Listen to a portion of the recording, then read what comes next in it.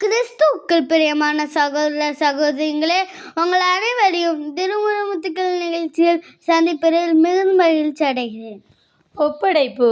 லூக்கா 23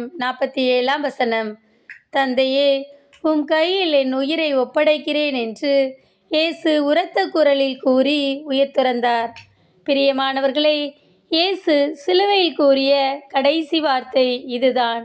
மனிதனாய் மண்ணில் வந்து தந்தையின் விருப்பப்படி வாழ்ந்து அவரது விருப்பப்படி மரணித்த இயேசு கடைசியில் தனது ஆவியையும் தந்தையின் கரங்களில் ஒப்படைக்கிறார்.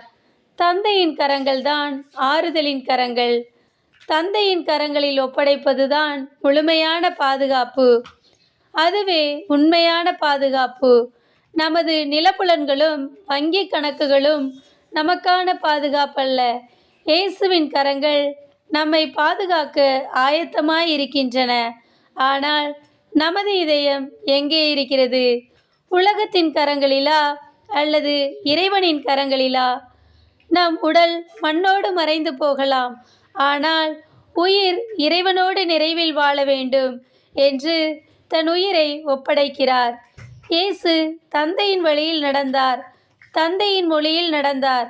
எனவேதான் தந்தை அவரை கரம் விரித்து ஏற்றுக்கொள்கிறார். விதைப்பவனாய் பயணித்தவர் விதையாய் மரணிக்கிறார். தந்தையின் கையிலிருந்து வந்தவர் தந்தையின் கைகளுக்கே திரும்புகிறார். நாமும் அழிந்து போகும் உலக செல்வங்களிலிருந்து நமது நம்பிக்கையை மாற்றி அழியாத செல்வமான இறைவனை பற்றி கொள்வோம். அன்பு இறைவா, நாங்களும் உம்மை போன்று தந்தையிடம் நிலையான நிரந்தரமான பாதுகாப்பை பெற்றுக்கொள்ள எங்களுக்கு உதவி செய்யும் இறைவா. ஆமென்.